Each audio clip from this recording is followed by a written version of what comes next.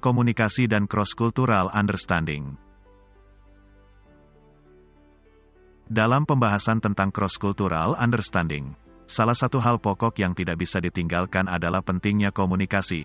Komunikasi adalah proses menyampaikan pesan atau makna dari pengirim ke penerima. Komunikasi terdiri dari komunikasi secara verbal dan komunikasi non-verbal. Tujuan komunikasi adalah untuk efektivitas, mengatasi perbedaan ekspektasi kultural, dan menghindari konflik akibat adanya kesalahpahaman.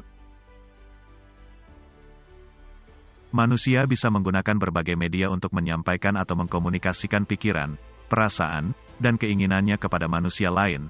Media tersebut dapat dilakukan melalui komunikasi verbal maupun non-verbal. Setiap budaya memiliki aturan tentang cara masyarakatnya melakukan komunikasi tersebut. Setelah memahami secara ringkas tentang cross-cultural understanding, semakin terlihat bahwa cross-cultural understanding tidak dapat dipisahkan dari komunikasi. Oleh karena itu, menjadi penting untuk kembali menggali tentang esensi komunikasi manusia. Berdasarkan pemikiran Laswell, esensi komunikasi manusia adalah sebagai berikut.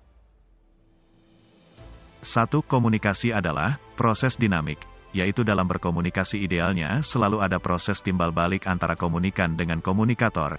Jika memungkinkan, komunikasi ideal terjadi dua arah, untuk menunjukkan proses dinamika komunikasi. Seandainya tidak memungkinkan, dapat dilakukan proses komunikasi satu arah yang memang proses dinamikanya lebih lama untuk diketahui. 2. Komunikasi adalah simbol, yaitu bahasa. Bahasa memiliki peran penting dalam berkomunikasi. Karena harus dipahami bahwa bahasa adalah suatu sistem simbol. Bahasa yang berbeda memiliki simbol yang berbeda dan tentu memiliki arti berbeda pula.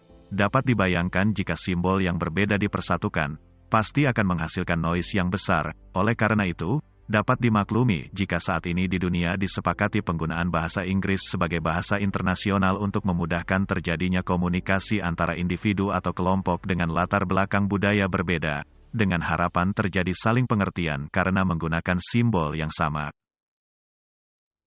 3. Komunikasi adalah bagian dari sebuah sistem besar, seperti setting, lokasi, acara, waktu, siapa, dan jumlah yang terlibat. Dengan kata lain, adalah penting untuk melihat komunikasi tidak sekedar tata berbahasa, simbol-simbol bahasa. Komunikasi adalah suatu sistem yang mengacu kepada kebudayaan atau budaya.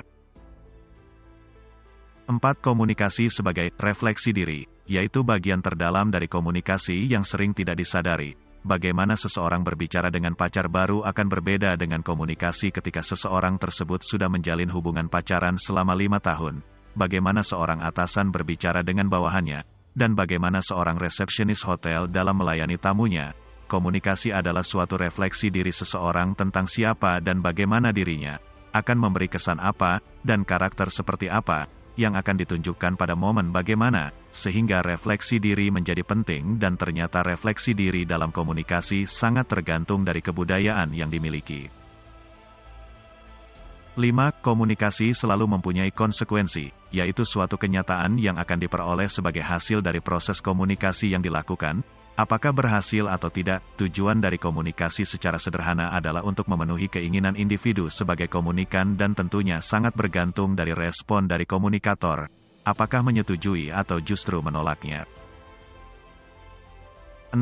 Komunikasi adalah kompleks, artinya melihat kelima esensi komunikasi di atas dapat disimpulkan bahwa komunikasi ternyata bukan hal yang sederhana, terlebih menyangkut urusan pribadi, bisnis, bahkan urusan besar lainnya.